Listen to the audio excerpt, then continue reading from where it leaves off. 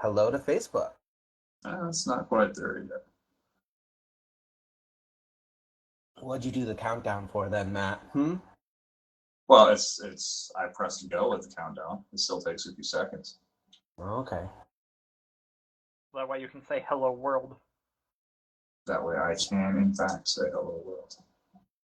Right. Hello, I feel Thomas. How like are you doing today?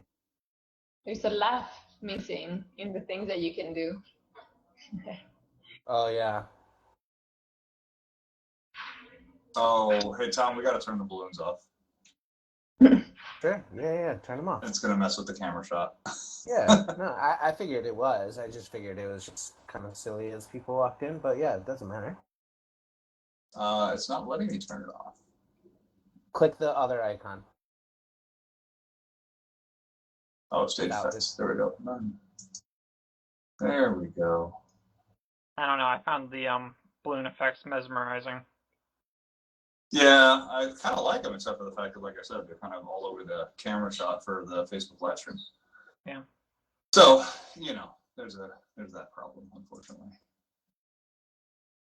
I just realized that I don't have the comment in there. There's always the pinned comment. Why does it say the next evolution in esports and games? That should not be what it says. Does it say that? Wow, it does. I need to go edit this event. I don't know why it's calling it esports and games.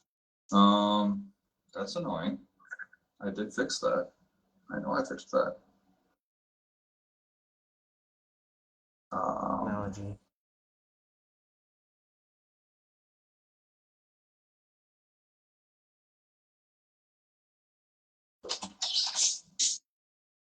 Oh, lovely.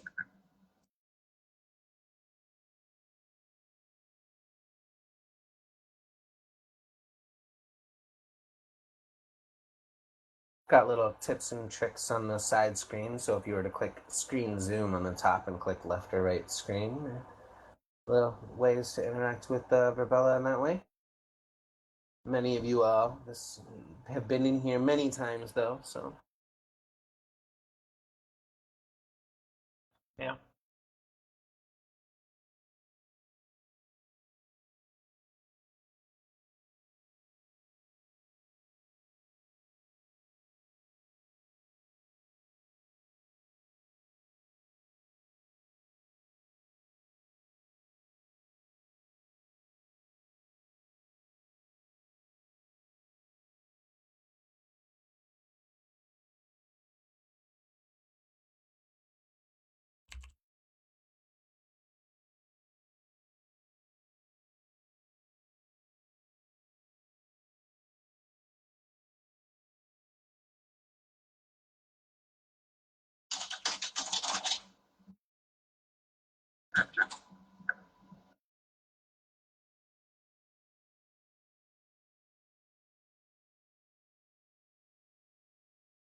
Oh, is Bree.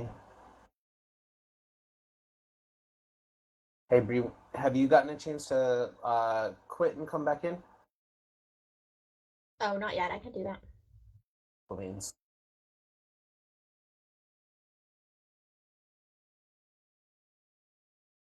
Colin, have you been to the speakeasy to learn about the other dances? No, I have no idea what that is. Yeah, it's another go-to spot. But they have like breakdancing and a number of dances over there too that are fun. Can you only do them over there? No, I think you can do them other places. Jillian, what is like swing full dance or something? What is the slash that you need to write in? I believe it's like swing dance long, and then we also have samba long. If you type, I believe it's /question mark into the chat, you can see all of our different reacts that you're able to use. I did want to say really quickly, since we have started the live stream, hello to everybody on Facebook. Thanks for joining us. There is a pinned comment that says what to do. Please say hello, introduce yourself, say hi to the group, share your contact information or your LinkedIn here. We are, This is a networking event, so we hope people will do some networking. Go to the webpage at brarchicago.com for this event, and feel free to connect with these speakers, or just pay attention to the other people in the room as well. Thank you very much.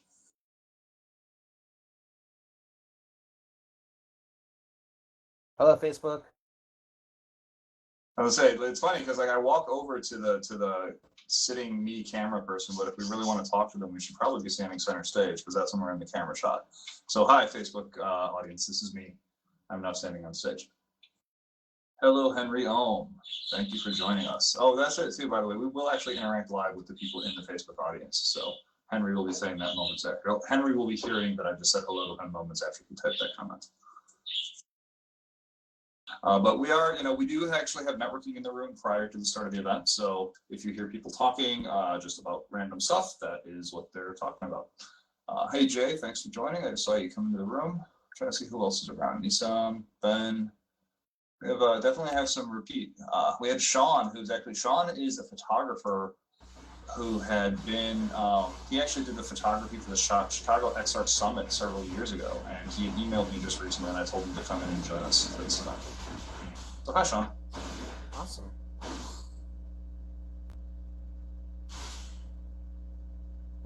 I feel the feedback. He's got some background noise. I'm not sure what that is. Hello, is it Meryl? Meryl Gonzalez from Mexico. They own a design and development company. Excellent. Happy to hear that you're looking to get into design and development. This is definitely a place to connect with the audience members here. I will say again, please feel free to connect with the presenters. We generally have their social media linked on the webpage. So if you go to brarchicago.com and find the event for this page, you should absolutely see the presenters' contact information. And if you need anyone else's contact information, feel free to just message me. My contact information is also always available. All right, thanks, Matt. I just fixed my mic. Hello, everyone. Hopefully it's going to be a wonderful night for everyone. Thanks, Sean.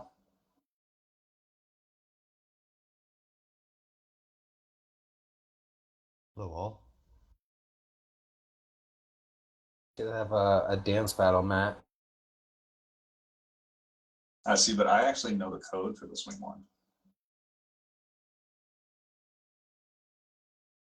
Saw someone do a backflip. I want to know how they did that. Oh, that's easy. Flash flip.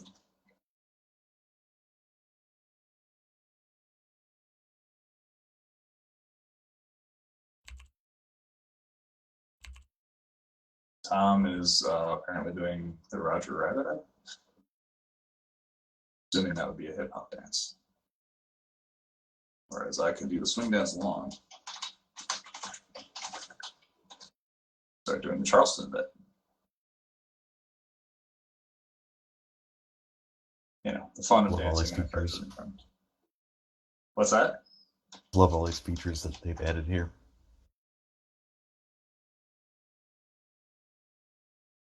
All the dance move features.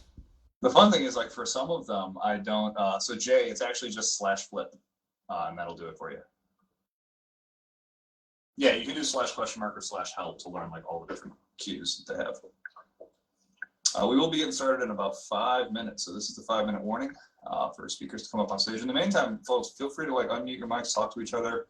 This is a networking event, just like it would be in an actual physical environment. So, you know, we do have spatial audio turned off. So if you are talking, pretty much everyone in the room is hearing you. If we hear a lot of crosstalk happening, we can turn on spatial voice, and we can also then turn on private volumes if it becomes an issue.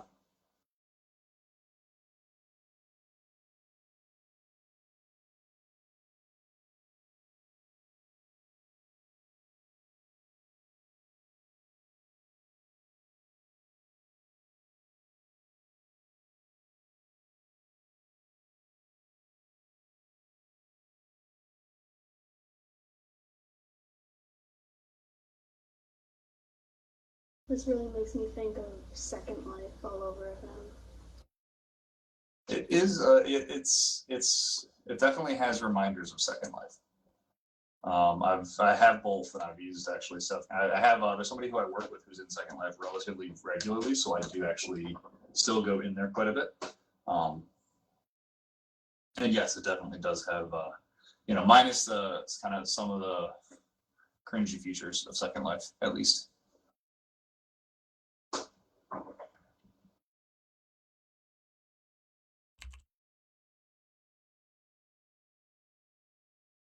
Okay, Bria, I will turn on spatial audio because it has been requested.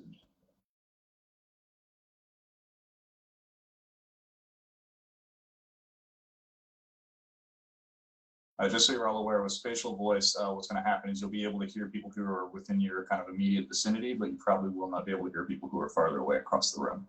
That includes once I turn it on up here, so you won't be hearing me anymore once I turn it on, but I am going to turn on spatialized voice in 3 seconds. 2, 1, here we go. All right, hello, Nisim. This is the test. Hey, Nisim, can you hear me? Hello.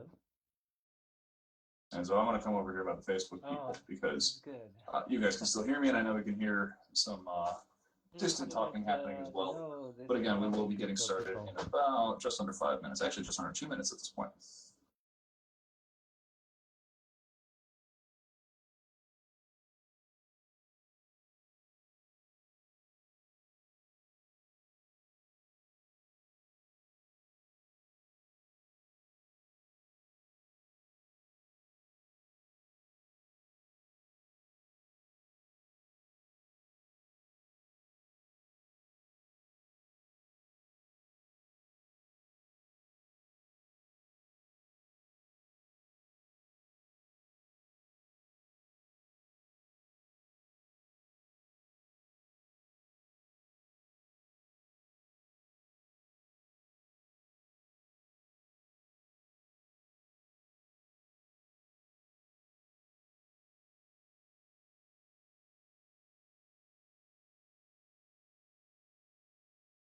All right, Facebook, stick with us. We're going to get started pretty soon here.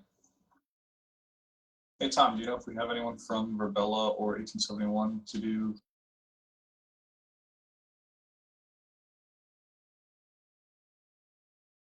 I don't know, no.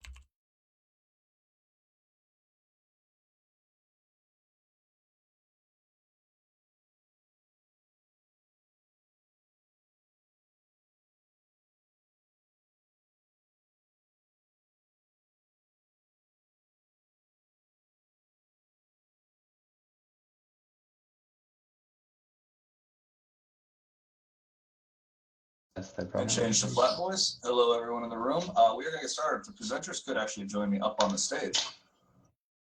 And I would like to say welcome to everybody who is in the room. Tom, do we want to switch the seating, or do you just want to keep it the way it is? Yeah, let's go ahead and flip the seating. Okay, so everyone just be aware we're going to be changing the seating arrangement, and you will be able to sit back down in just a moment.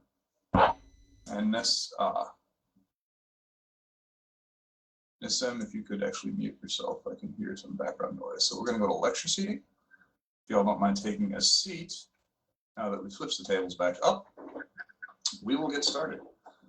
Daniela, and if you don't mind just taking a seat over on the side there, we will get to the presenters in just a few moments. Same thing with you, Matthew, and Colin, and Bree.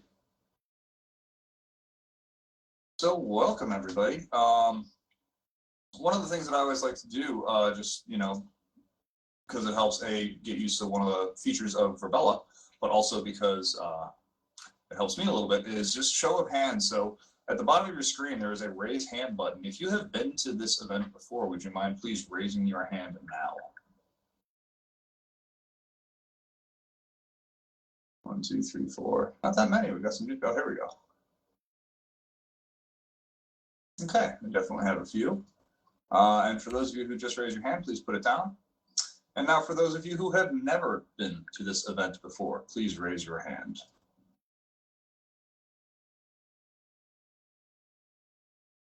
And we definitely have some new people in here. Excellent, thank you.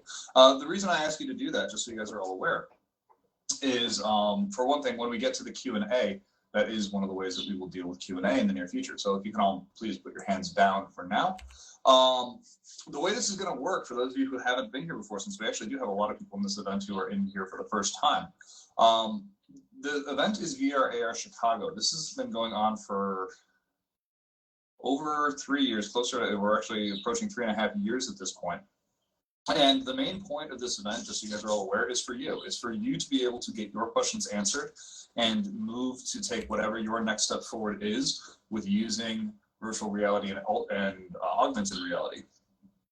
We've been doing this for a long time, and again, we generally have been doing this event in a physical space for the first several years. Obviously, the pandemic has made the last 1.5 years or so require us to do this within a virtual space. And we would like to say this is actually our 1-year anniversary for hosting this event in Virbela. This will be our 12th event in Virbela. We started in July of 2020, and we are now here in July of 2021. And I'm seeing some people who are having some issues with audio. If you are, I believe Chris or Tom can probably try to speak to you in private chats to help you out. But besides that, the way this event's going to work is I'm going to do a really quick introduction, and then we're going to toss this to our presenters. Our presenters are going to do just a few short presentations to give you a basic idea of who they are and what their background is. And then once they're done with that, it gets to the Q&A session. And again, the Q&A, that's the main point of this event is twofold. Number one, the questions and answers. We want you, our audience, to be able to get your questions answered. That includes all of you in Facebook world who are watching right now. We do want you in Facebook to be able to participate as well.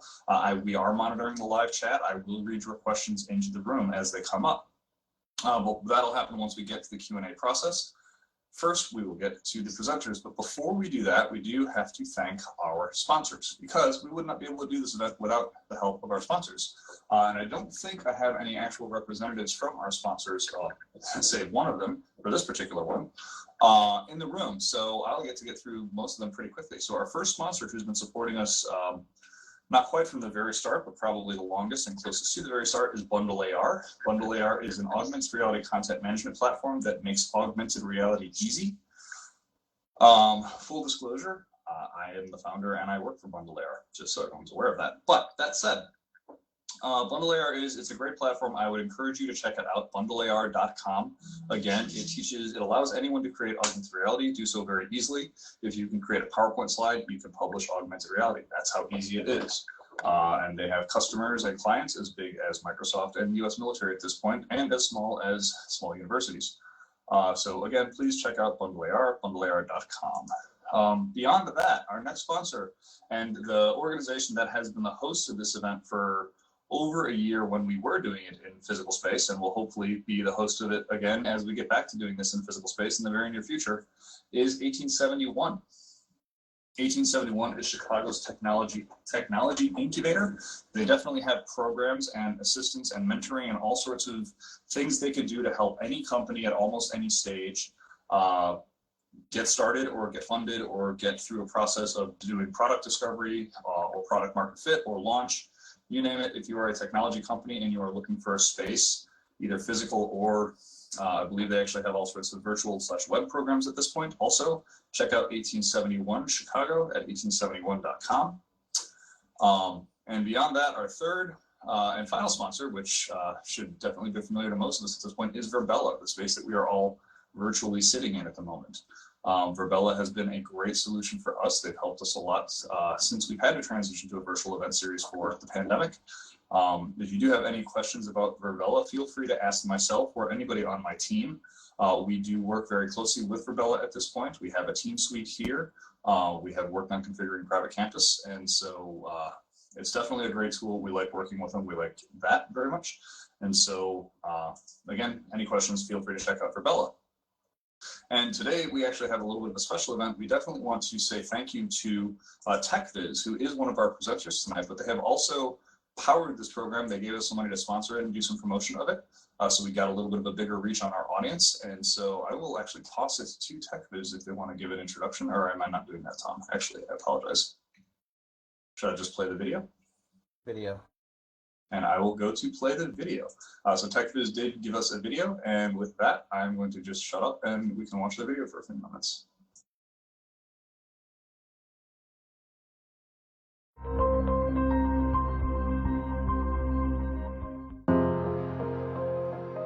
TechViz is a French high-tech company pioneer in VR since 2004.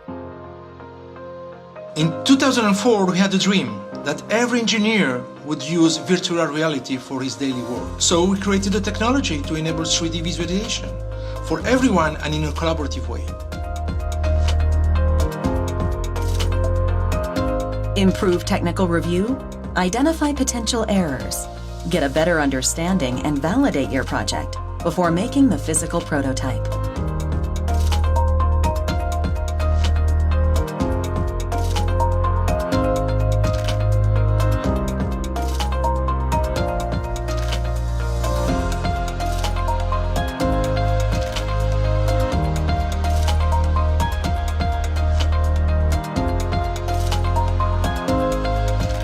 Use TechViz functionalities to control accessibility for maintenance operations, human safety, and to enhance staff comfort in their workplace.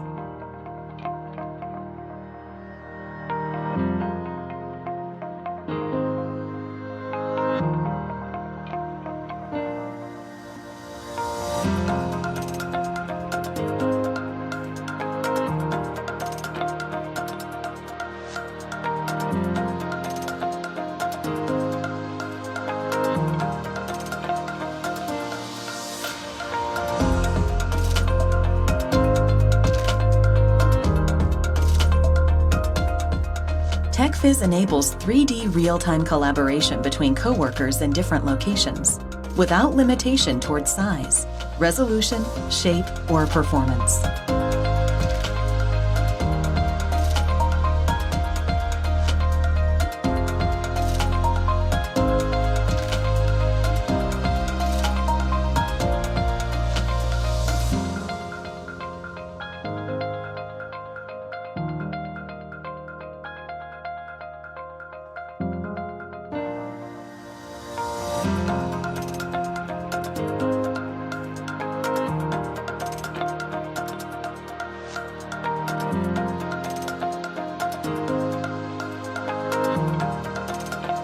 More than 300 prestigious customers from many industrial markets have chosen TechViz solutions.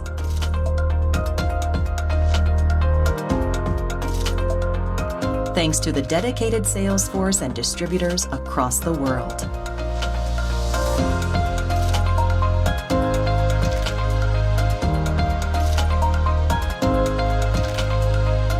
The strength of our software solution is that our clients work in real time, together from anywhere in the world. They display their 3D projects immediately without any data conversion from any application and on any VR system. It is a universal technology, very easy to use and looking to the future.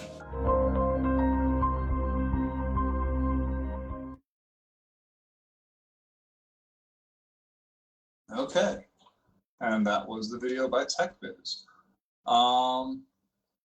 And with that, I do have to say thank you to one more group of people, or I should say one more group of organizations. We do like to thank XR Women, IGDA Chicago, 2112, and VRML. They are our partners in terms of promoting the event and sponsoring the event and occasionally helping us find presenters. So I definitely want to thank that group. And with that, we will get beyond the sponsor message and get to our presenters.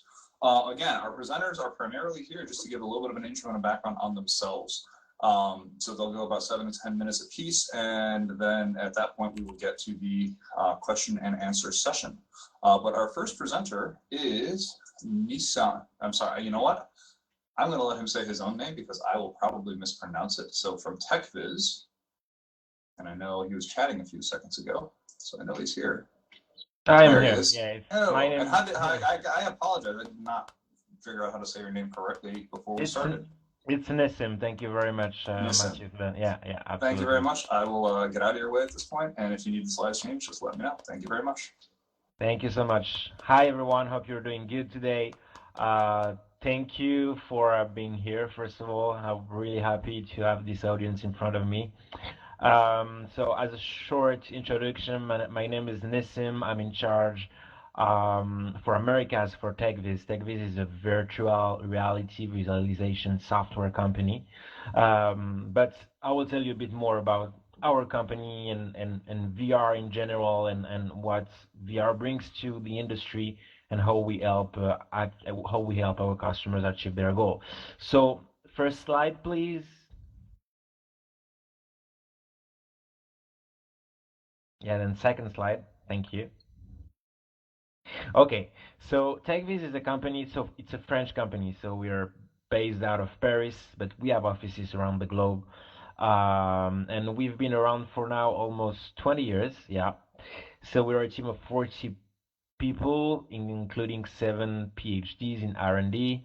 So this is the core of our business from an R&D perspective is developing all what's around virtualization, visualization, or virtual reality. And so we are a unique technology who makes it able to bring any VR CAD data coming from any CAD application you may have in mind into VR with no data conversion. So if you have a CAD application, you have a CAD model, and you have a VR hardware, I would say, we want to bring this CAD data directly into the VR display, TechViz will do it. No programming required, no data conversion. So that's, in a nutshell, what TechViz does. And I mean, we have a strong customer base today. A third of the Fortune 500 industrial companies are trusting TechViz. So yeah, next slide, please. So I'm going to describe 3 use cases in which virtual reality really changes the way products are designed, especially cars. I will start with what is historically the first of these use cases, so virtual project reviews.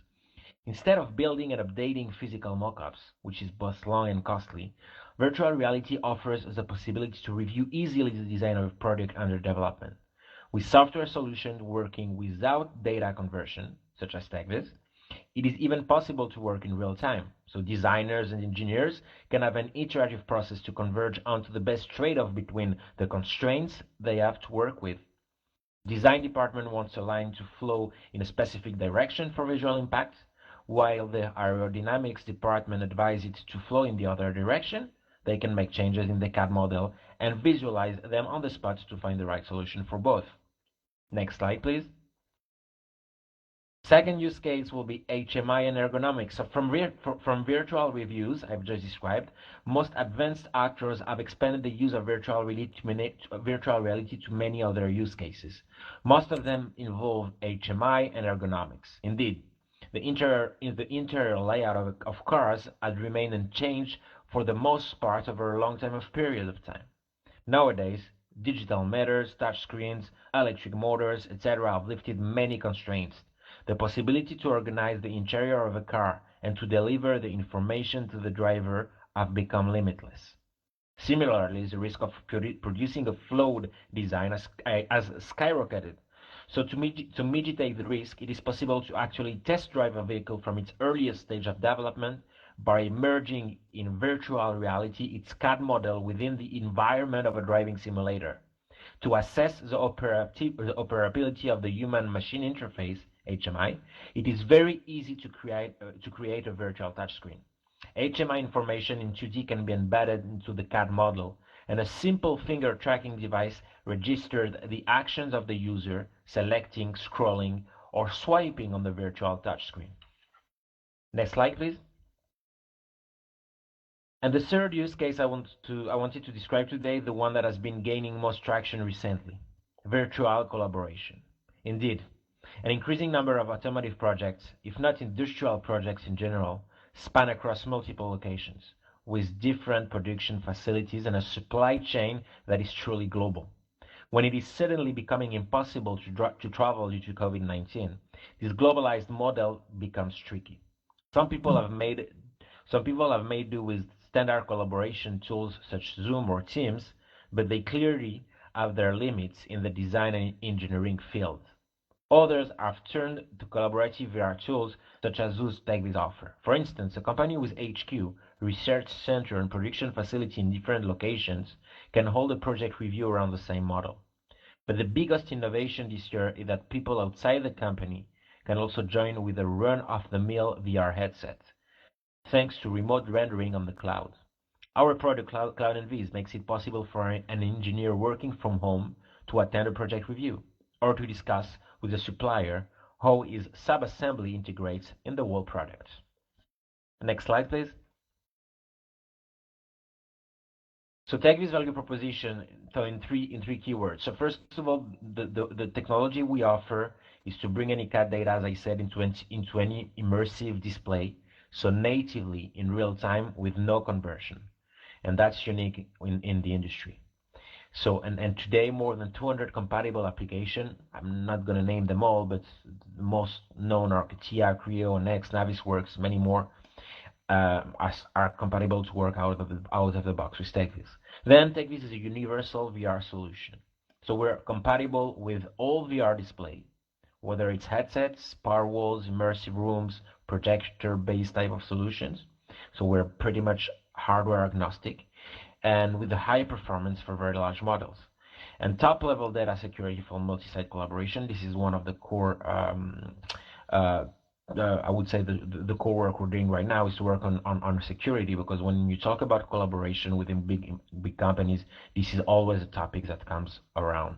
And of course, our solutions are made for engineering, because we have a really comprehensive set of features to accelerate development cycles, and we fully integrate into existing engineering processes. Next slide, please. So, as I said, we're compatible with more than 200 applications, and this is a non-exhaustive list of all the applications that can be run out of the box with TechViz. It means if you have one of these CAD applications and a CAD model inside of them, with TechViz you can send them directly into any type of immersive display straight away with no conversion and no programming required. If you have a question about a specific CAD application you may have in mind, please feel free to ask. Next slide, please. And of course, as I said, we're compatible with all VR display devices. So projector-based type of VR solutions like immersive rooms, multi-sided cave, power walls, cylinder caves. But of course, we are as well compatible with HMDs, hand-mounted display, HTC Vive, Oculus, you name them. Next slide, please. Thank you very much. If you have any questions, feel very free to ask once again during the Q&A session, and I will be available for the Q&A and, of course, for the networking at the end. Talk to you later. Thank you. Thank you very much. Thank you very much, Nissim. And again, thanks again to Spatial for helping us to promote this event. We definitely, from the number of users in the audience on Facebook, we definitely got some additional exposure here. So thanks. With that, we will go to our next presenter, who is Brianna Scully from Spatial. And if you will join me here, I believe she's over there. There she is, coming towards me. I want to make sure we are broadcasting, just so you guys are aware, on the Facebook. There's a little bit of a picture-in-picture of the slides. So you are clear of the slides at this point, and I will let you go. Thank you very much. I do want to make sure we can hear you, though. I was going to start with some videos. I can go ahead and introduce myself first. My name is Brianna Scully. Most people just call me Bree. I'm the product marketing manager here at Spatial. And I will start by just showing these couple of videos that show, rather than tell, what Spatial is all about before I jump into my slides.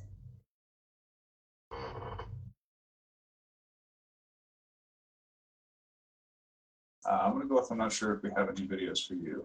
Tom, do you know if we have those? Yep, I sent you the email with all the links in it. I apologize, I don't have them. Can you shoot them to me really quickly? Sorry about that, Bree. That was a bit of a mistake on my part. No, no worries. I can kind of just jump in. So Spatial was founded in 2016. These two photos that you see here are co-founders Anand Agarwala and Jinha Lee. In their respective TED Talks, they met through the TED Talk community and founded an augmented reality company with the advent of the HoloLens 1. So if you go to the next slide. Next. Sorry, these are videos that I won't bother speaking to. I can actually, if you give me a second, I've got your videos right now. I can load. I will load the first video right now. Right. And so some of the things that they were talking about are, how to make, VR feel more realistic, but also how to. Oh, okay. Here we go. We're on videos. 58. I'm gonna go with these kind of ads. Sorry, hang on a second. This is a problem that we've had with YouTube lately, that they just throw ads in front of stuff. So I'm gonna try and load that one more time and see if it throws an ad there. Actually, I can't. That one's gonna have a little too much. I can try and go to the second one and see if that'll play without ads. Just a moment.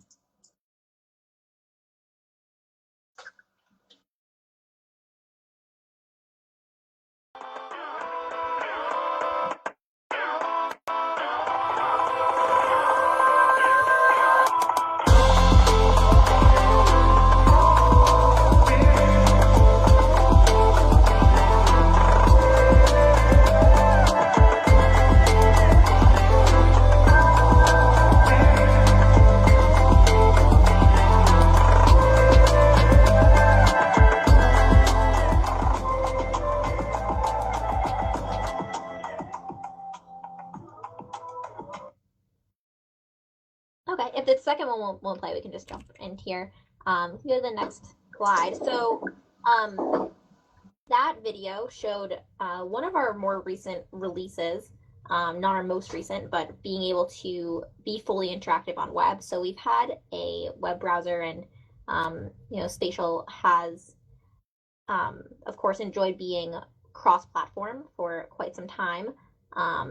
But being fully interactive on web means that anybody, even if they don't have a compatible phone or a compatible device, not only can see what's going on in the room, but fully interact, move objects, scale objects, and put together their space, or even link out, click an image and link out to a related article. So jumping back into what you're seeing in this photo, so this is around 2016 when Spatial was only working in augmented reality on the HoloLens. So it's worth noting that we didn't release to the public. We were in stealth at this point until 2019. And so we're really focused on this idea of taking content and changing meetings and the way that people work. So next slide.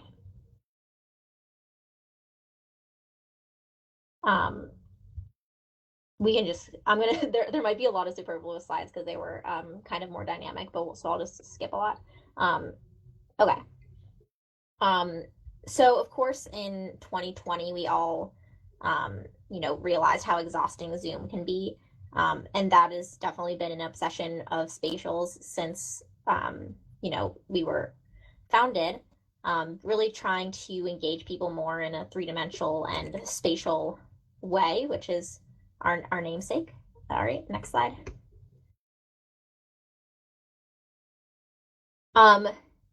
When people were asking about Spatial, especially when we were focused on AR, we discussed a lot of sci-fi. What if it could be like Tony Stark or like Star Wars? And our answer that we wanted to have was, well, we can get pretty close, but you'll have to wear a headset. And now not even that is true. And well, for the full experience, it is still. Next slide. I'm gonna skip this one. Okay, so the idea of being able to sit next to each other from across the world, when we were first talking about this in 2019, as far as when we started doing real marketing, we were talking to a lot of distributed companies, such as consultants that needed to reduce their travel, and companies reducing travel costs, being able to work with your distributed team without having to, get on a plane or, have a lot of the barriers that typically exist without being able to work three-dimensionally and share content. Next.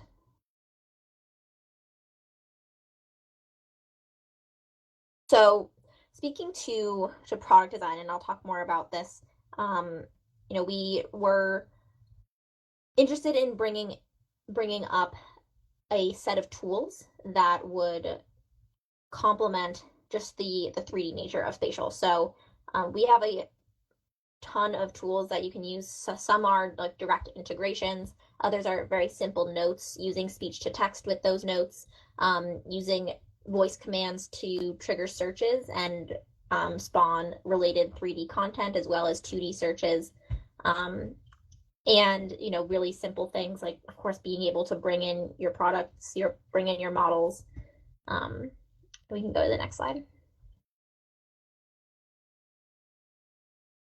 So this speaks a little to our integrations. So we integrate with a lot of tools that people are already using. So like Office, like your 365 tools, Google Drive, Slack, OneDrive, SharePoint. Soon we'll integrate with Teams and Miro. So a lot of tools that people are already using in their day-to-day work, and allowing you to use the best of those tools from within Spatial. Next slide. Something that is of course really helpful about Spatial is that we work across several different devices. So we work on PC VR, so any headset that is supported by Steam you can use with Spatial.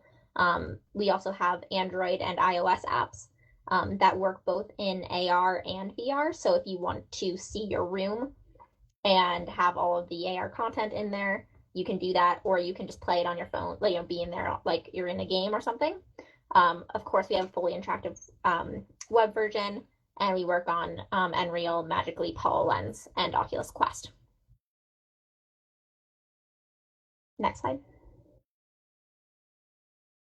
We have a bunch of companies that we work with, whether it be, large enterprise companies or consumers. Slide. Next. Okay, so now these are the more fun slides. And I could speak a lot to the companies that I'll go through, but I'll try to keep it brief. So we have a number of companies that are using Spatial as their office, as their headquarters, that they jump into for all of their meetings, for whether it be a full company meeting or one-on-ones, being able to really quickly make that avatar from a 2D photo in a matter of seconds, have an avatar that looks like you. And we've recently made a lot of avatar improvements as well, but making it something that it's from a photo of you, it looks like you, and really feeling like you're there with that person. I think one of my favorite things about this is about our avatars, at least, is that can go to meetings with people in Spatial and then see them in real life and immediately recognize them, which is really special about our avatars. So this is a company called Larval. They are a pharma tech company, and they use Spatial every single day. Next. We also have people that do presentations and workshops, as well as full company onboardings, or company-wide presentations, as well as being able to, of course, bring in models where you see this whole building in here. Next slide. Yep, and so being able to go and do brainstorming, we have a lot of people that will use our sticky notes really robustly. So whether you're doing a dynamic meeting that you want to go back to consistently and change, we have a lot of people doing stand-ups and scrum meetings in Spatial. Next. Oh, here. Okay, so this is kind of the same use case, so we can go to the next slide. Education is a really big reason that people use spatial. We have a lot of universities, especially throughout COVID, that embraced spatial for classes. And we've seen a lot of success there, people being able to take your students to different places. So, you can set custom environments in spatial and make it feel like everyone's in a classroom together interacting, or, bring in something really unique. Like, for example, we had a class that was doing like microbiology and putting, connecting. I obviously don't know anything about the subject, but those molecules, that's what they're called. Next slide. So this is a fun video that I don't think it'll play because it's static in here, but it's a really fun kind of like socializing dance party. A lot of people that we work with will start with a very work-centric use case and end up doing something really fun and social.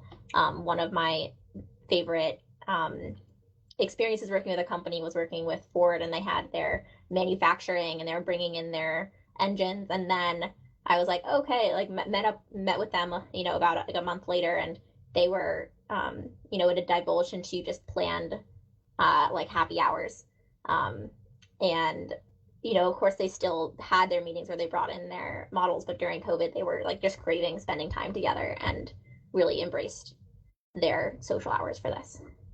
Next slide.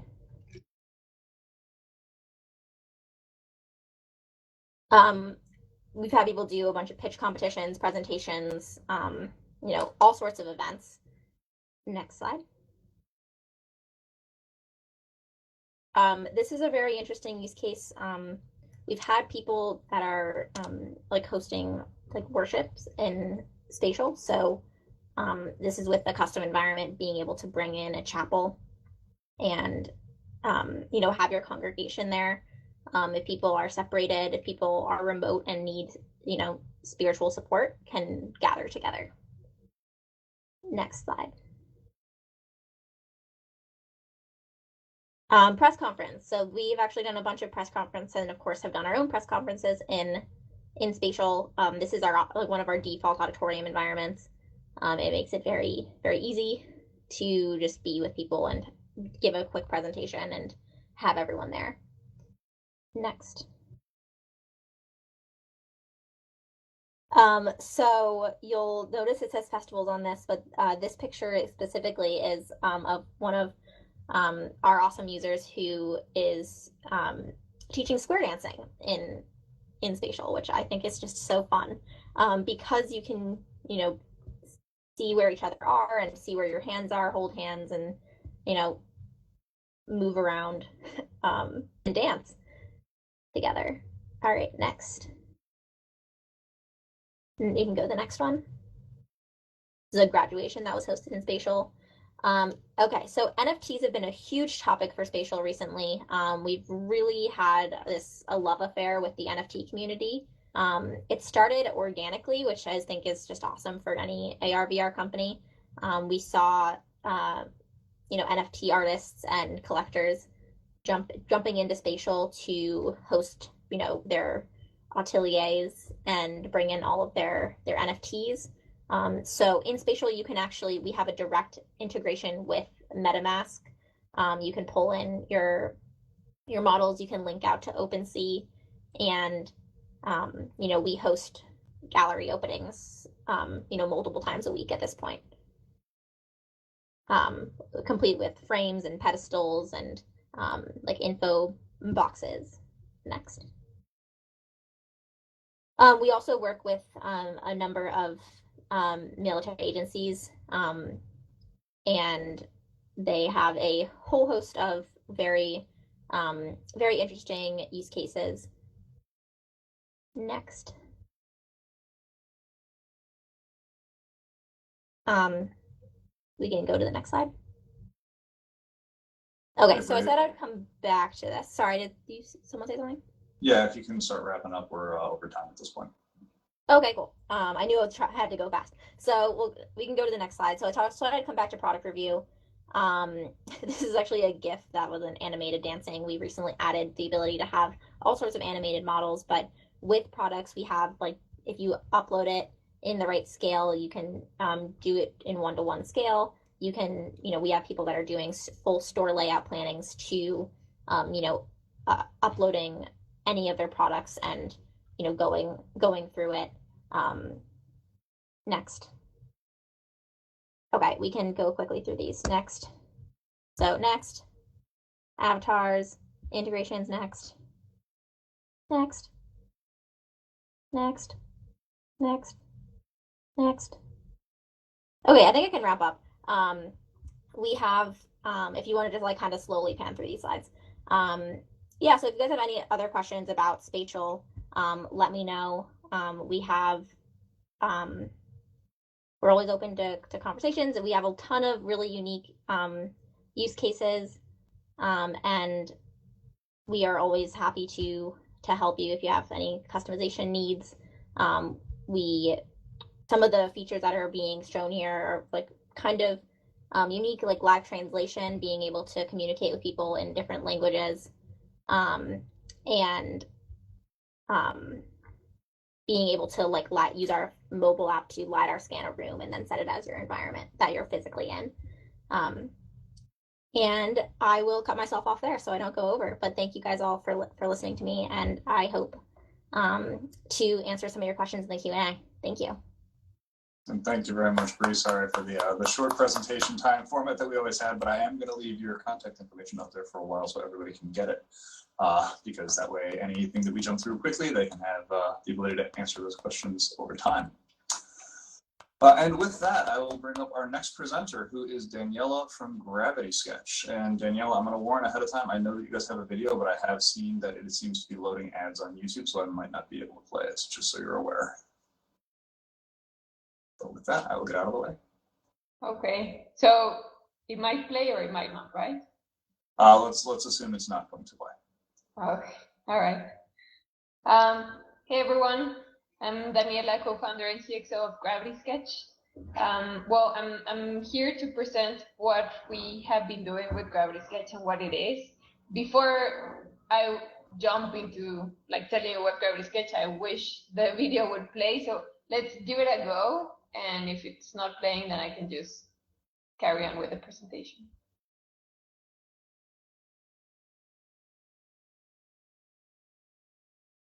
All right. Oh. Google Fi, a phone plan by Google. Yeah. Anyways, don't worry. Well, that was a short video because I wanted you to see Gravity Sketch in action. What do? We basically created a software that allows design teams or teams that require to design in 3D to be able to create and collaborate together in the same space using virtual reality. So what Gravity Sketch allows people to do is basically, if you have a 3-dimensional idea in your head, you can quickly and very intuitively just start sketching in space.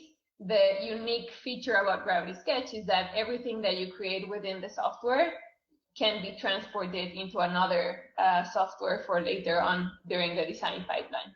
And why did we decided to start with Gravity Sketch, and where did all of this came from? I think that's kind of like an interesting story that I would like you to walk you through. So yeah, next. So we basically started by, we didn't start it by saying that we wanted to do something for virtual reality or for augmented reality or for any sort of reality or hardware or technology. We wanted to solve how people communicate and create their 3-dimensional ideas. We all have 3-dimensional ideas. Obviously, teams that are working on 3-dimensional products have those ideas more often, but we all have them, right? We all think about 3-dimensional things in our heads. But the problem is that the tools that we have, the mediums that we have to communicate what we have inside of our heads is difficult, right? We either have to be really good at perspective drawing, or we need to know how to sketch, how to model in CAD software in the computer. And they all require lengthy training and skill building to be able to create these three-dimensional objects that are going to be necessary for a design process. Next. So, like all of these objects require a design process, a three-dimensional way of just creating and representing ideas. And some of them are physical products, some of them are digital products, but nonetheless, all of these different ideas have started with a sketch. Next. So the way that these products have been created, and many other products in the market, whether they stay digital or they become physical, this is basically a simplified way of putting the design pipeline in place. So you start with a three-dimensional idea, but then you need to represent it some way to just basically bring it out and materialize it for you to see it and understand it, but also for everyone else in your team to understand it as well. So it becomes a 2D representation of that 3D idea, whether it's a perspective drawing or whether it's a CAD model that it's made with a keyboard and mouse through a 2D screen. Then after this sketch is done, then it can be translated into 3D, again, like keyboard and mouse and flat screen to represent this idea in 3 dimensions. This is important because at the initial stages of the design process, it's fine to stay with sketches, and obviously a lot of designers prefer to just basically sketch some things out, doodle things, ideas on paper, on napkins, and so on. But eventually these designs are going to have to be translated into 3D so that people can understand what you're talking about and how are these things are going to eventually become a real product or a digital one, but they're going to end up being a 3-dimensional product nonetheless. So, this process is very lengthy and there's a lot of back and forth, and usually there's different people jumping into this design pipeline because, especially for CAD, it requires specialized people to be creating this 3D geometry. Next. Thanks. So what are we doing in Gravity Sketch? We're basically streamlining the process, and we're enabling everyone to be able to create and communicate and collaborate in 3 dimensions directly. So you have a 3-dimensional idea. You create this idea in 3D. It doesn't need to be a 3D perfect model that is later going to be manufactured. It just needs to be an idea, a visual representation of what you have in your head. And you can start having conversations very, very early on in the design process so that you can make decisions, really informed decisions with other people in the team before spending months, weeks or months creating a 3D model that is likely not going to be correct the first time. Next, please. So I wanted to add this slide here because I think it's something really important in particular about Gravity Sketch. We started with the idea that we wanted to create a tool that was specially for designers and for creative teams. And so we did a bunch of research. It was actually a pretty thorough research process to understand how people think when they're going through a creative process.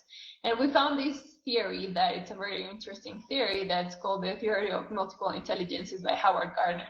And he says that we all have 9 different intelligences, and we develop some more than others depending on who we are when we're born, but also what do we get exposed to when we're growing up. And so people in the creative fields have a really strong spatial intelligence. Some other people might have a strong mathematical, linguistic, logical, kinesthetic intelligences, but people in the creative fields have a strong spatial intelligence. The crazy thing here is that all the software that we use for creating 3D models is heavily based on mathematics, logic, and linguistic, things that not a lot of designers are heavily, based, like good at, obviously with the few exceptions and so on. So we said, okay, let's do something about this and create a tool that will target and that will serve and empower the spatial thinkers.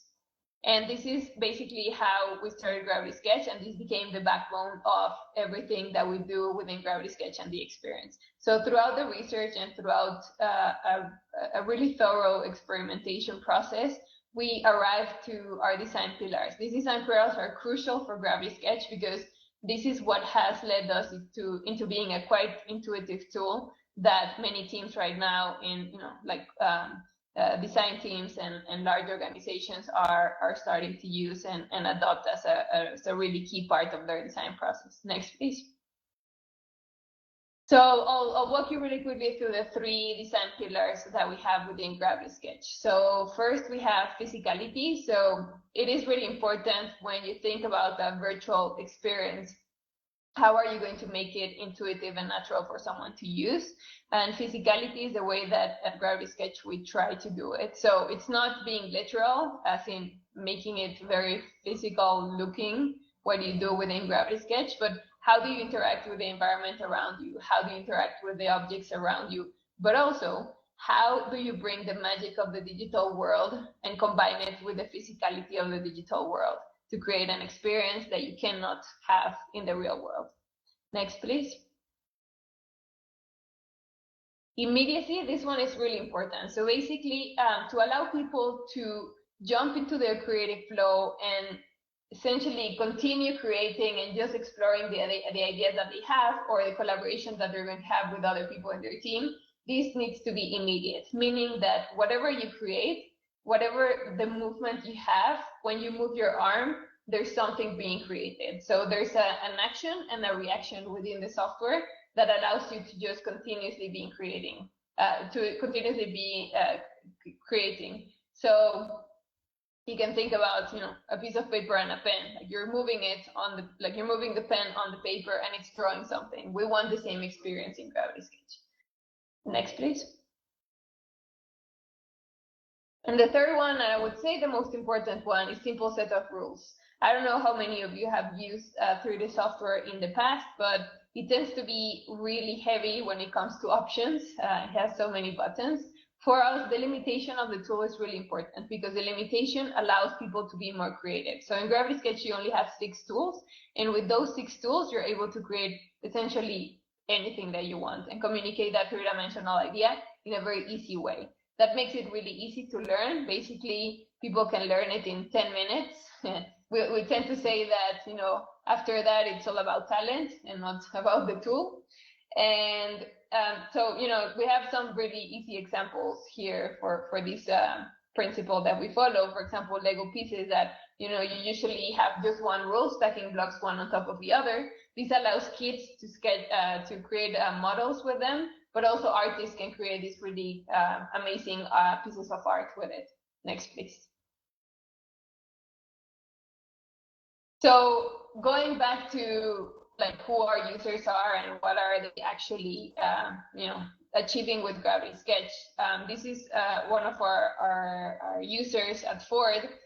He has been using Gravity Sketch to basically reduce the design time. We can see here it's from 4 months to 20 hours. The only reason for this is because these teams are now having the possibility to be able to just communicate something really quickly from day one. Like you can just sketch something in 3 dimensions and be able to have conversations really early on, which means that you can make mistakes, change things around, iterate, and just continue moving forward really quickly. So by the time you get to the final result, everything was really speedy. Next, please. And so the automotive industry was the first one that we tackled, but now we're expanding into other industries as well. So footwear and sportswear are some of the organizations that are now starting to use Gravity Sketch, and the use case is very similar. So we have a lot of designers in these organizations that are essentially 2D designers. They're used on sketching on pieces of paper or on Photoshop their designs.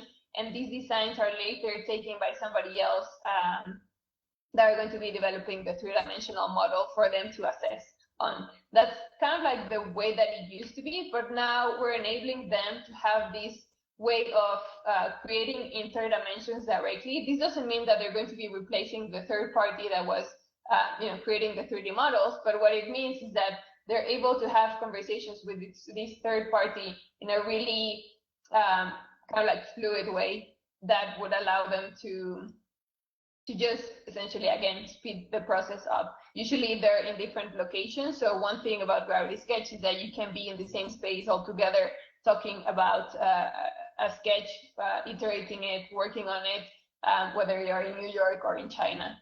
And then the less obvious and probably not the most interesting one for here, because we're talking about product design, but the entertainment industry is also making use of Gravity Sketch to create things that they were not able to create before because it wasn't so easy to create 3D content in such a fluid way. Next, please. So Gravity Sketch is not only staying in VR; it's a way to experience the software in the most pure way. But you can also have access to Gravity Sketch in other platforms. Our goal is to become platform agnostic because we really want to enable teams to just create, communicate whenever, wherever they are. Next, please.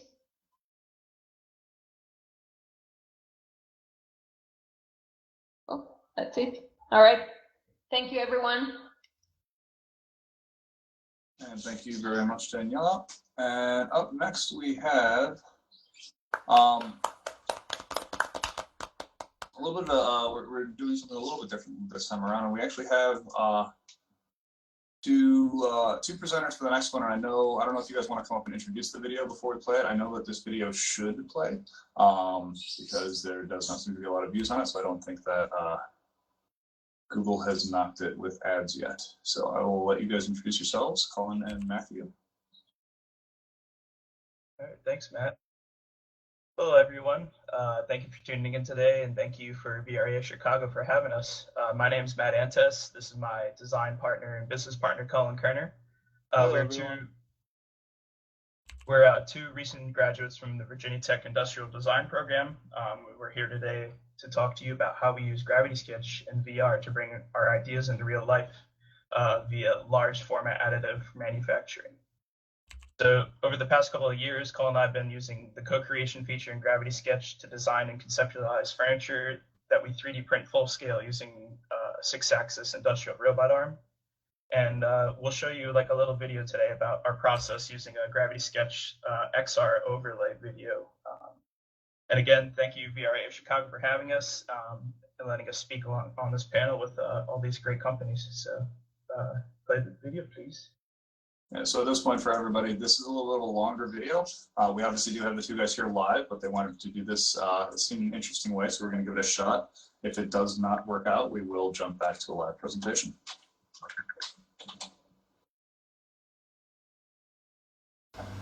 Hello VRAR Chicago, my name's Colin Kerner. And my name's Matt Antes. And we're two industrial design graduates from Virginia Tech. Really excited to be here to show you guys some work that we've developed over the last 2 years. Here's a little picture of Colin and I with our robot Clementine out at the Virginia Tech Center for Design Research here in Blacksburg.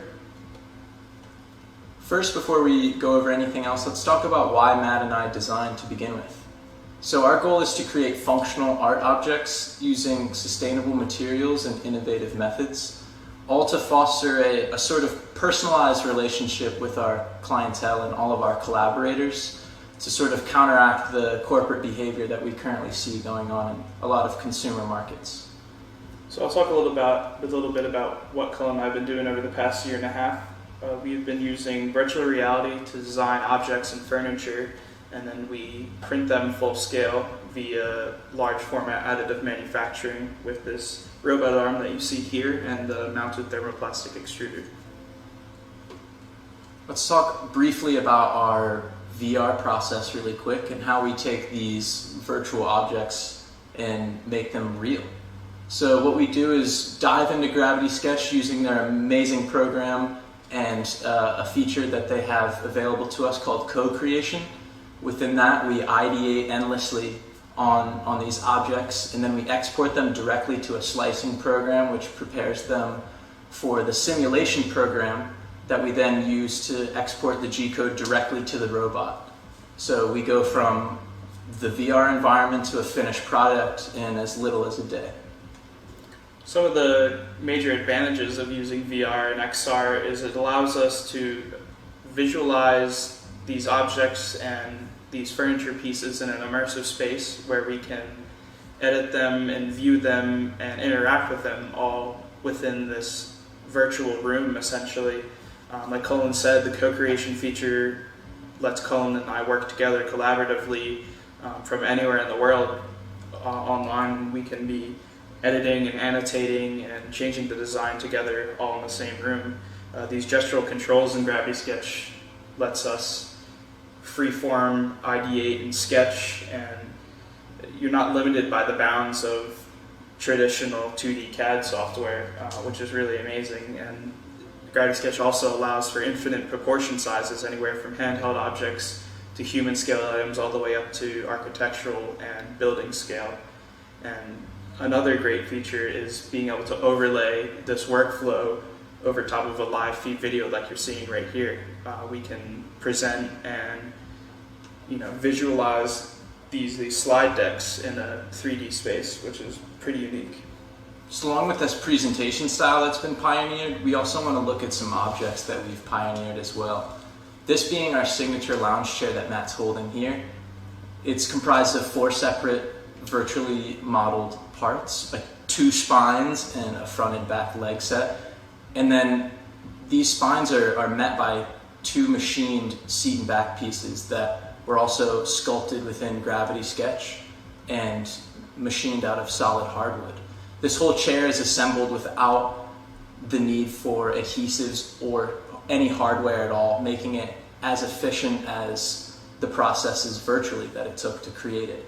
Here's a brief life cycle of how we see the chair getting broken down and reused to make more chairs, rather than being discarded permanently. And then here are some process images from the over a year and a half that Matt and I took to develop this joinery system, and also the aesthetic preference that we found in this chair, the proportion perfections, all of those things ideated upon within Gravity Sketch and virtual reality to bring us to this final product as you see here, fully pressure fitted together and super sustainable and also super comfortable. As you see, I'm sitting in it currently. So our table formula that we've been working on has consisted of an infill raft and a 3D printed base on top of it. Much like a standard desktop printer, you can print a raft of any shape or proportion, and then we create a unique base for to print on top of the raft. Once the table's printed, we can flip it right over, and the 2 parts are fused together, so the table's ready to be used right off of the print bed. Here's a couple of pictures of us sitting in front of our table. It's the table you see right in front of us with all the objects on it. And we've also developed a formula to create these at any scale, any shape, like this round table right here that we've used as a coffee table. And we also have some pictures of the same table as well.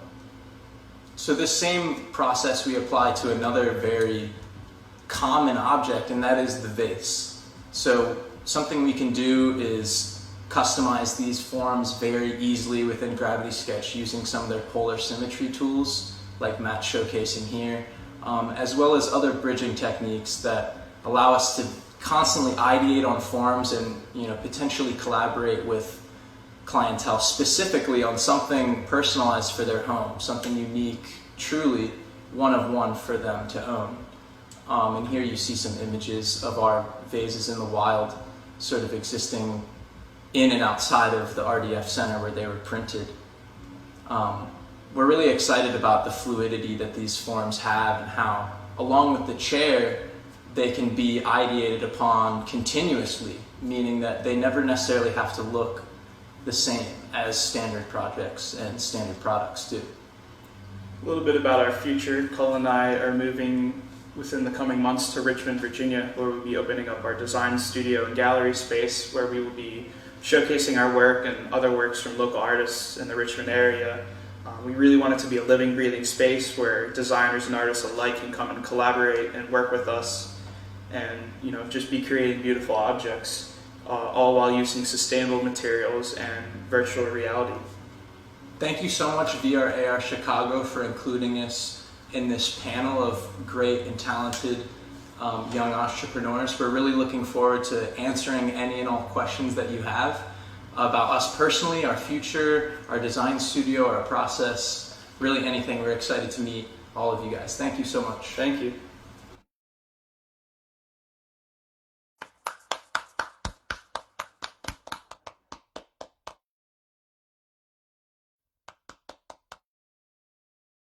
All right, Colin and Matt, do you guys want to say any final words?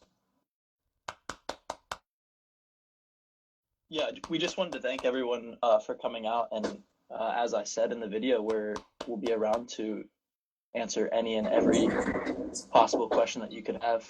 We also want to thank Gravity Sketch for coming out, because we have been huge supporters of that program, and as you can see, we said it multiple times, it has changed our design process entirely. So it's really great that Daniela has come out. Excellent. Well, with that, actually, you guys can just stay standing and stay in the center of the stage, because what we're going to do now is we're going to get to the Q&A portion of the event. So actually, if all of the presenters would join me, kind of fan out around me, if you would, on the stage area, I'm going to go up to the live stream computer really quickly and turn off picture in picture. And we will discuss just briefly how the Q&A is going to work. So I see a few of you have joined me. Nissim and Daniela, did you want to join me as well? Thank you. So the way that this is going to work for questions and answer session, again, we're going to have all of us kind of lined up across the center of the stage here. And this, again, the point of this event is for our audience. So if you would, please raise your hand. When you raise your hand, if you have a question, I will call on you. When I call on you, you can unmute your microphone and ask your question, and then re-mute yourself. If you would like to ask a specific question to a specific person, feel free to do so. If you want to just throw a question out there for anybody to answer, feel free to do that as well. The one thing I will ask, though, is once you've asked your question, please mute yourself and do not reopen your microphone unless you're called on again. We don't want to, essentially we don't necessarily want to open things up to debate or discussion too much. We do want to give all of our presenters the ability to answer questions that are asked and get everyone who wants to ask a question the ability to do so. I will admit, Facebook kind of beat you guys to the punch on the first question because somebody was typing in questions while Brianna was presenting. But for those of you in the room who want to ask a question, again, please raise your hand, press the raise hand button. And I do get to see in order the way when the hands go up. So if you do have a question, keep your hand up until I call on you. And that way I will, I'll know what order to call people in.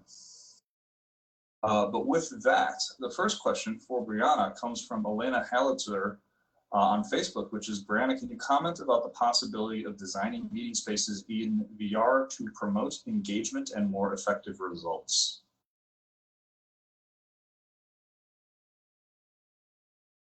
Yeah, so I mean, we have people that have created all types of different environments.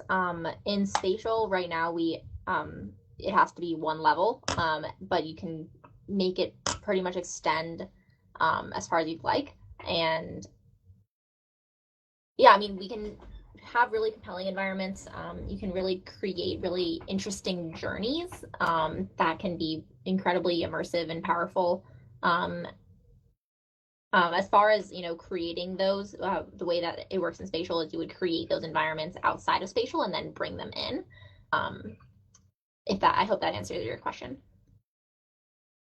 I hope so as well. Anyone in the room want to venture to actually raise their hand and ask the first question live? I see Annie. Hi, this is actually a question for everybody. What do you offer in educational outreach and any projects prior to purchase for everything from young to university? Thank you. I'm going to throw this one in order. So Daniela, if you would go first. Sorry, broke up a little bit. Can you repeat the question, please? What do you offer in educational outreach and potentially guided projects prior to purchase for all kinds of students, all ages? Yeah, so we have a strong education program within Gravity Sketch. We think that obviously, education is the future. So we offer Gravity Sketch for free to all the universities. So So if you have a specific project in mind, just reach out and we will be happy to help. And Nissim? Yeah. So yeah, many universities using our solutions. So when it comes down to high school, etc., I mean, maybe it's not our target, but when it comes down to university, any research, I mean, any university that has a research type of lab with VR setups are really interested in our solutions because any student can come in the lab with their own CAD data and just plug it in and start and play with it immersively. So it's I mean, once again, our solution are a key to VR. So any CAD data can just be thrown away through TechViz into any type of immersive display. So this is where we stand when it comes down to universities. And Colin and Matt, I don't think you guys actually have products you can speak necessarily to education, so I'm going to skip by you guys and go to Bree. Yeah, so Spatial we have a free version of our software available for everybody. And so of course for students, it is as well free. There are certain features that are beneficial to teachers, such as host tools that are on one of our paid tiers, so our pro tier, and we are really generous with giving free trials for extended periods of times to universities. Anyone in the room want to hazard raising their hand for the next question? Otherwise, I do have another one from Facebook I can read off. Annie, did you have another question, or is your hand still up from the first time? Sorry, it's still up. That's okay. So Elena, again from Facebook, has asked, what specific challenges and opportunities are there in designing structures or devices for virtual spaces?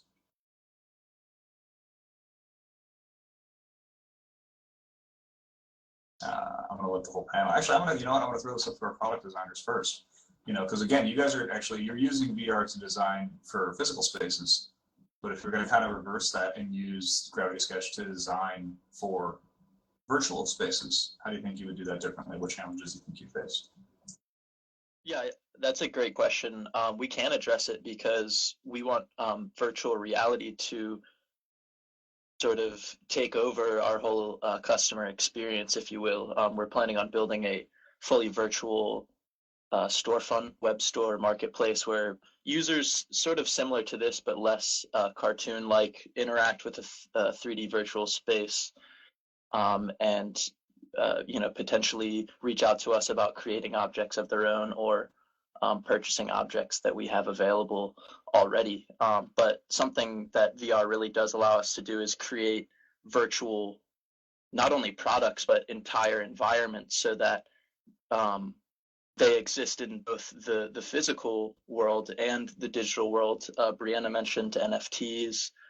So they're very much digital and they're very much physical. And that's what's exciting about this technology and Gravity Sketch is that they can exist simultaneously, which I think is very exciting. I hope that answers that question a little bit. Yeah, that works. I'm gonna actually ask the panel if any of the other three of you, if you want to jump in on this question, let me know. And just rather than calling you guys all out in order on this one. Yeah, I would say that the only difference about creating something that is going to become physical and the digital one is that in the digital world you don't really need to worry about physics, so you can create even crazier ideas and more complex designs within the software that you're using within virtual reality.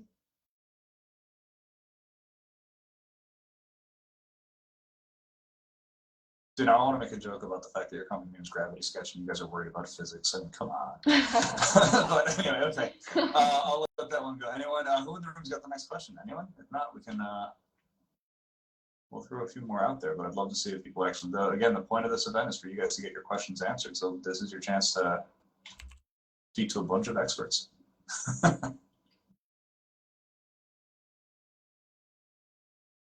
RM621. We have a robot in the room. RM, do you want to try and unmute your microphone? Hi. So one for Daniela. What are the basic tools that we would need to get started with Gravity Sketch? you would need a headset. So I'm not sure if you have it already, but you could jump if you're new to VR. You could get a Quest, for example, that is kind of like the most accessible one at the moment. And so that's basically all you need. Jump, get the Quest, download Gravity Sketch, which is free on their App Store, and just start creating. There are different tutorials within the app that will walk you into how to use Gravity Sketch really quickly.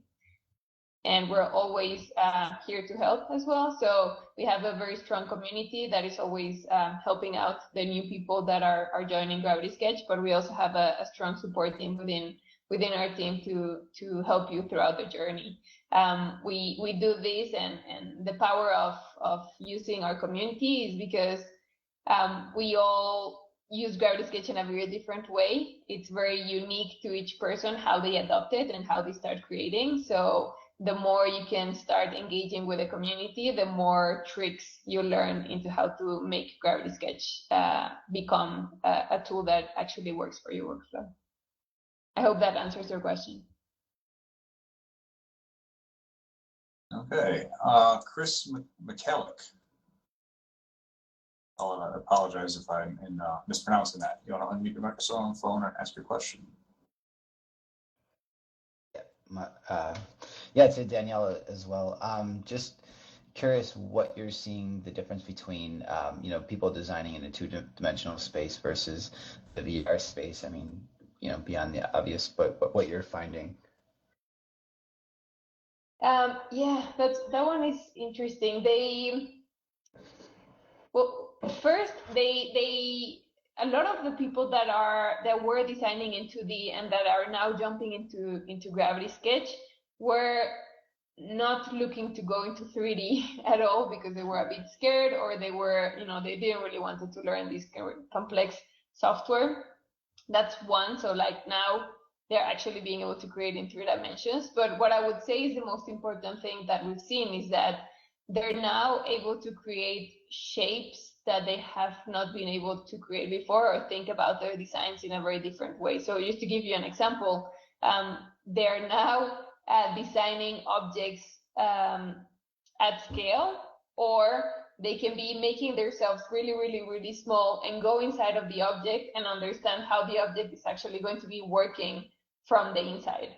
This is something that you can't really do when you're working on 2 dimensions. When you're working in 2 dimensions, you need to be making, the different views of the idea that you have, and then just figuring out, like, almost, there's so many things that you can't really solve because you're just making views. And when you're having to actually sketch in 3D and create the entire shape, then you need to be solving all of these different things in that moment, which allows you to start having even more, interesting ideas. And the fact that you're speeding up the process allows people to just make more iterations. So an example of a movie studio that is using Gravity Sketch to create, some of the artwork, they are no longer, they used to make 5 concept art sketches before, and now they're making 20 3-dimensional entire scenes within Gravity Sketch in 1 week. So it has kind of like speed up their process quite a bit. I would actually throw that same question to Nassim, and I'll go to Nassim first, just because, again, it would apply to several of the different technologies here. So. Yeah, of course. So, engineers now, 99% of the industry is designing in 3D, right? But we're going a step beyond. People are now validating in VR, and the thing is pretty clear that a design mistake for big industries may cost tens of millions of dollars. And usually what happens, we don't tend to make the physical mock-ups disappear. This is not our mandate. But instead of having 20 physical mock-ups before getting into production, you just need 2 or 3, because all the remaining are done virtually. It's much cheaper, it's much easier, and you can notice design mistake much more easily than with a physical mock-up, because you can play around with the digital model as if it was floating into the air. You don't have to lift it, you don't have to split it physically, I would say. You can split it virtually in a second. So, I mean, it's a natural tendency. We don't have to convince anymore the industry to go into VR. I mean, they're already convinced and they've seen the return on investment of getting VR. It's a no-brainer, if I can say. So, I mean, we're just helping our customers, those who are already engaged in VR and those who are thinking into getting into VR, to get there. But they know they have to get there already. So that's where we're standing right now. Bree, did you want to add anything?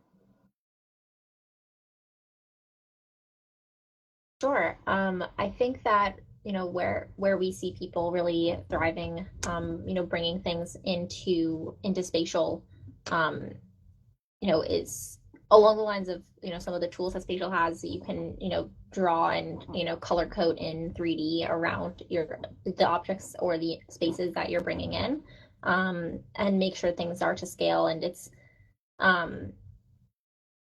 we aren't built specifically for product design, but we have a ton of people that use spatial for exactly that. And it's really a reflection of the fact that it is a no-brainer to be doing. If you are designing in 3D, it's pretty simple to get your designs into VR, and it is, of course, as others said, it's a no-brainer. If you're already building in 3D, you might as well bring it into a 3D space where you can not only review it, but then collaborate around it with your teammates and make sure that everybody's on board.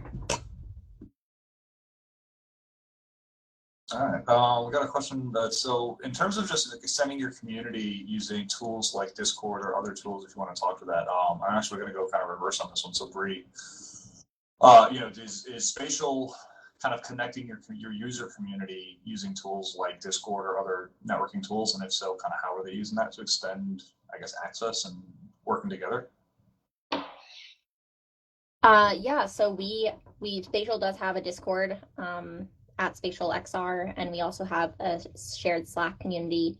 And then actually in just a couple of weeks, we will be launching a public lobby where anybody can just jump into Spatial and socialize with each other if they want to meet others who are using it.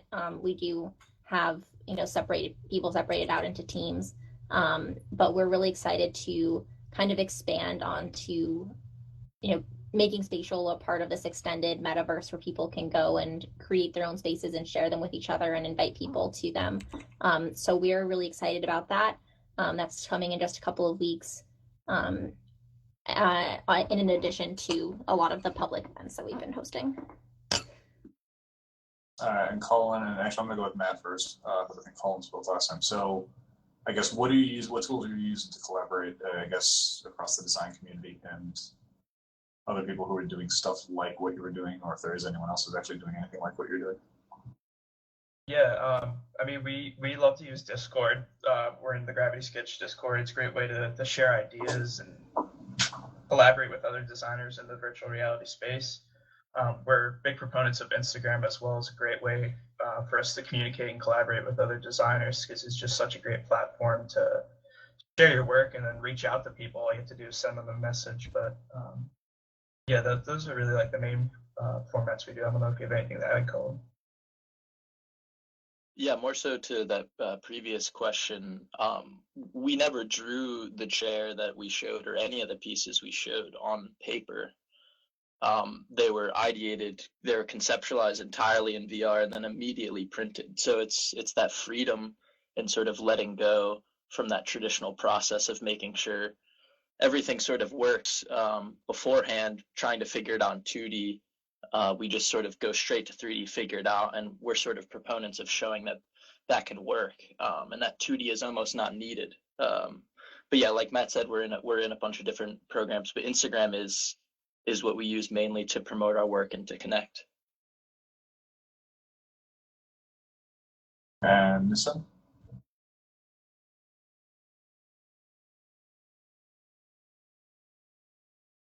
Muted if you're talking. Sorry, my mic was off. Yeah, I was just saying that we're not really into that type of I would say social networks. So nothing to add on top of what has already been said. And Danielle.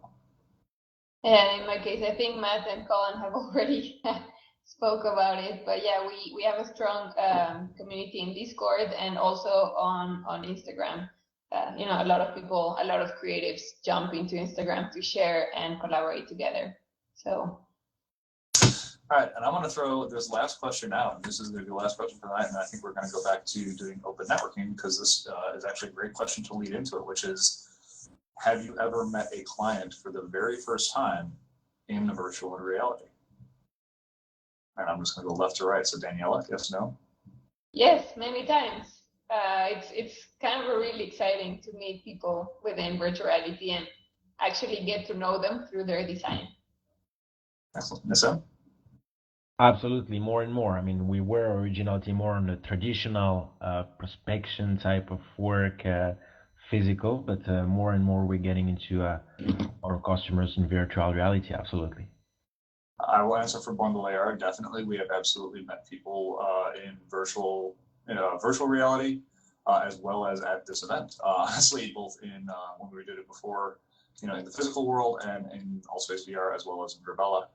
Colin and Matt, what about you guys? Have you actually met people who are interested in what you're doing just in VR? And I don't know if are you guys selling your furniture at all?